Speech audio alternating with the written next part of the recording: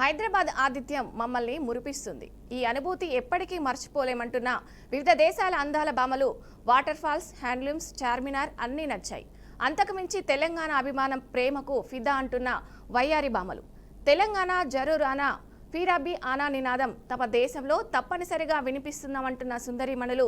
వసుదైక కుటుంబం అన్నది భారతీయ సంస్కృతి అంటూ నిన్న చౌమహల్లా ప్యాలెస్లో హైదరాబాద్ ప్రత్యేకతను ప్రశంసించిన మిస్ ఇండియా నందిని గుప్తా ఇవాళ రామప్ప ఓరుగల్లు సందర్శించారు.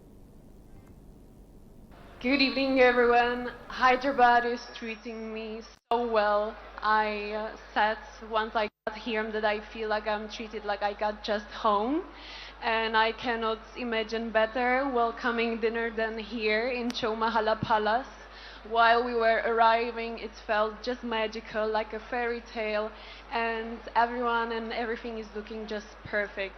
So I would like to say a big thank you to Telangana for having us, for hosting us, and to have the chance to show the hidden gems to the world, because you really have a lot to offer and the world needs to see it, from the waterfalls, from the natural beautiful things, and as well the culture. You have beautiful handlooms, you have really so many things to offer, and I had a chance to see few, but I know you have a lot more, and we're all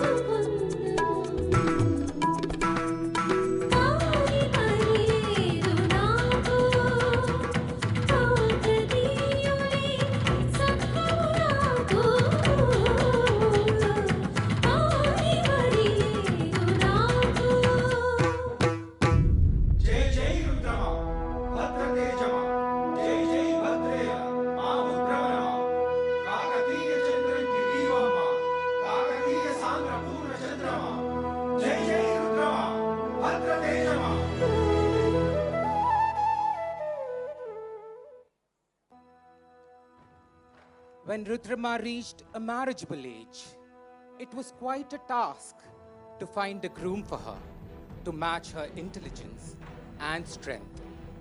Her father, Ganapati Deva, played a very important role in finding a husband for Rudrama.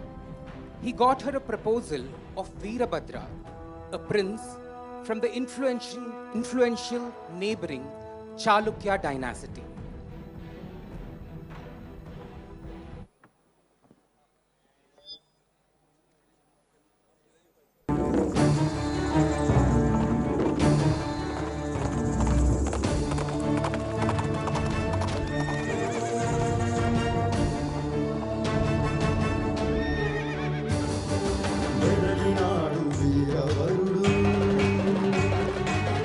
వీరవరుడు వీరవరుడు వీరవరుడు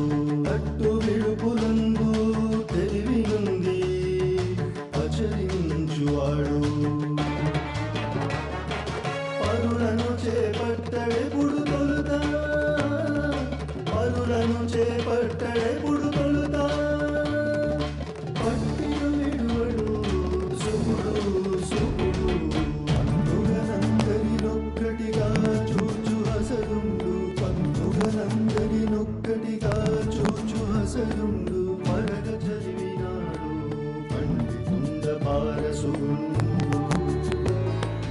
వెడలినాడు వీరవరుడు Veera భయంకరుడు వికనముడు వేడవముడు వాసినొందినాడు శుభుడు శుభుడు శుభుడు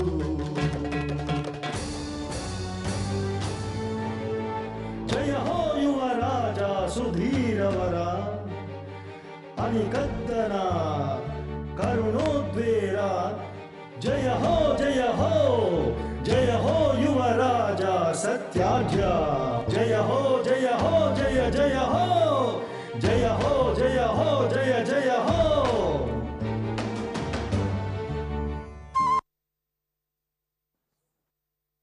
Rani Rudramadevi's marriage was not a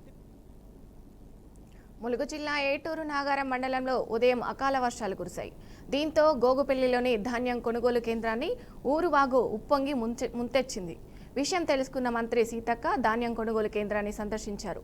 నీటిలో తడిసిన బస్తాలను కొట్టుకుపోయిన ధాన్యాన్ని పరిశీలించారు. వెంటనే రైతుల వివరాలు సేకరించి జరిగిన నష్టంపై నివేదికలు పంపాలని అధికారులను ఆదేశించారు. అకాల వర్షానికి నష్టపోయిన ప్రతి రైతుకు నష్టపరిహారం అందేలా చర్యలు తీసుకుంటామని మంత్రి సీతక్క హామీ ఇచ్చారు.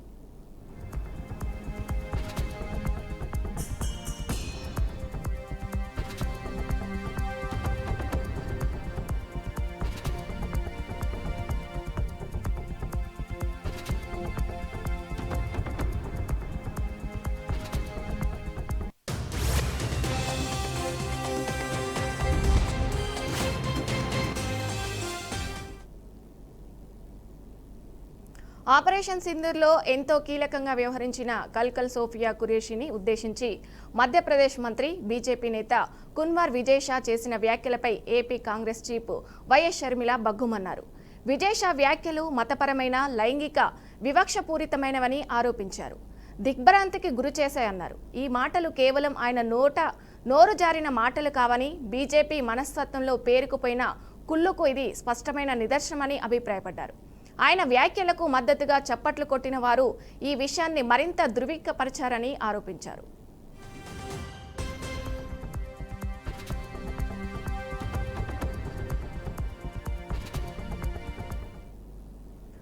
మోదీ అండ్కో గొప్పగా చెప్పుకునే కొత్త భారతదేశం ఇదేనా అని ప్రశ్నించారు. మహిళా అధికారులను ఇంత నీచమైన మతోన్మాదంతో అవమానించడమేనా నవభారతమని షర్మిల తీవ్ర స్వరంతో ప్రశ్నించారు. ఇది విడిగా జరిగిన సంఘటన కాదని, బీజేపీ మౌలిక సిద్ధాంతమే మతపరమైన ధృవీకరణపై ఆధారపడి ఉందని షర్మిల ఆరోపించారు.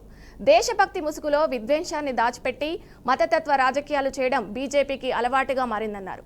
కేవలం ఎన్నికల లబ్ధి కోసం భారతీయుల మధ్య విభజన రేఖలు గీస్తూ సమాజపు సున్నితమైన నిర్మాణాన్ని అస్థిరపరుస్తున్నారన్నారు అని ఆమె విమర్శించారు. దేశ ఐక్యతను దెబ్బతీస్తూ మహిళలను అగౌరవపరుస్తూ ప్రజాస్వామ్యానికి సిగ్గుచేటు తెస్తున్న ఇటువంటి వారిని భారతదేశం తిరస్కరించాల్సిన సమయం ఆసన్నమైందని షర్మిల వ్యాఖ్యానించారు.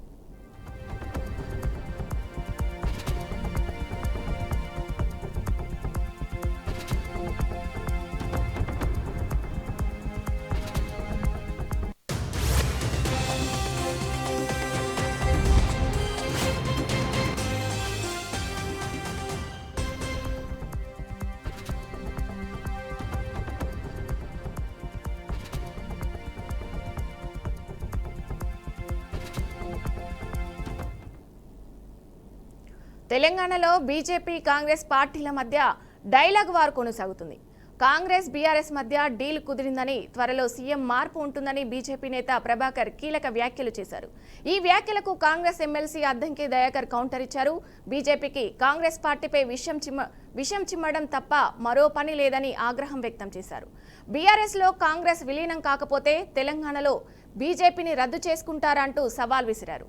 కాంగ్రెస్ను ఎదుర్కోలేకనే ఈ రకమైన ప్రచారాన్ని బీజేపీ చేస్తుందని దయాకర్ మండిపడ్డారు.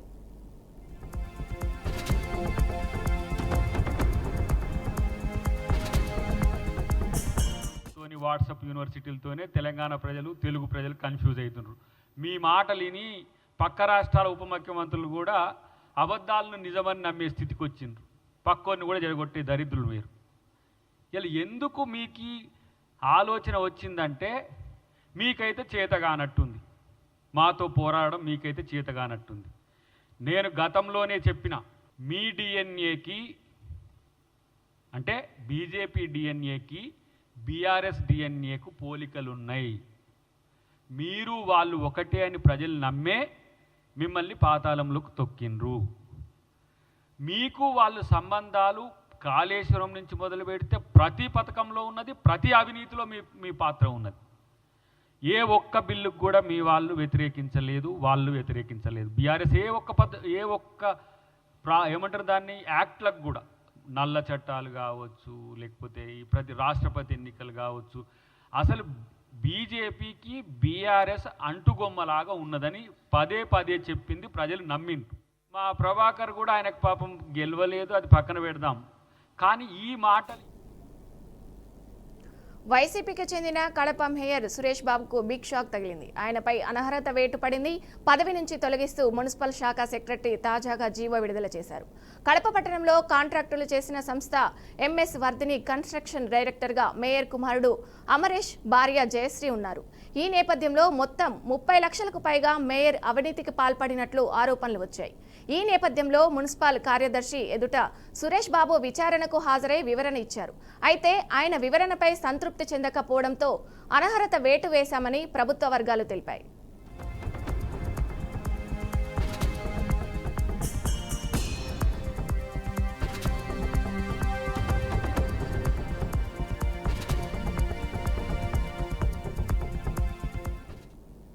ఇదిలా ఉంటే కూటమి ప్రభుత్వం ఏర్పడిన నాటి నుంచి కడప మేయర్, స్థానిక టీడీపీ ఎమ్మెల్యే మాధవికి మధ్య అనేక సార్లు విభేదాలు చోటు చేసుకున్నాయి. ఈ నేపథ్యంలోనే సురేష్ బాబును కూటమి ప్రభుత్వం కుట్రతో పదవి నుంచి తొలగించిందని వైసీపీ నేతలు ఆరోపిస్తున్నారు.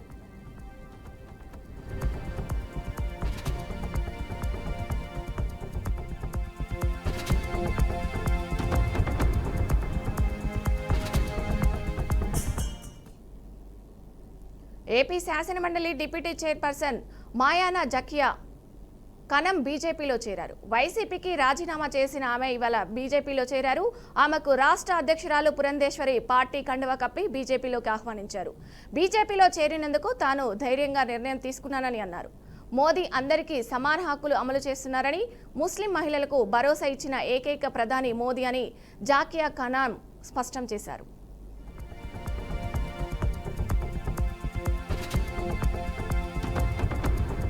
మైనార్టీల విషయంలో, మహిళల విషయంలో, సాధికార విషయంలో, సంక్షేమ పథకాల విషయంలో అన్నింటిలో కూడా మైనార్టీలకు కూడా దగ్గరగా ఉండి వాళ్ళకు చేరేందుకు అన్ని విధాలుగా కృషి చేస్తూ ఒక దేశానికి తండ్రిలాగా మన గౌరవ ప్రధానమంత్రి గారు అందరికీ సమానంగా అన్ని కుల మతాలకు అతీతంగా సంక్షేమ పథకాలు ఇవ్వడమే కాక మైనార్టీ మహిళలకు కూడా పెద్దపీట రాజకీయాల్లో వేయాలని ఒక మంచి ఉద్దేశంతో ఆయన దేశాన్ని ముందుకు తీసుకువెళ్తున్నారు. అందుకోసము మైనార్టీలకు మంచి మెసేజ్ ఇవ్వాలి. మైనార్టీలు కూడా భారతీయ జనతా పార్టీలో ఉండాలి. ఉంటేనే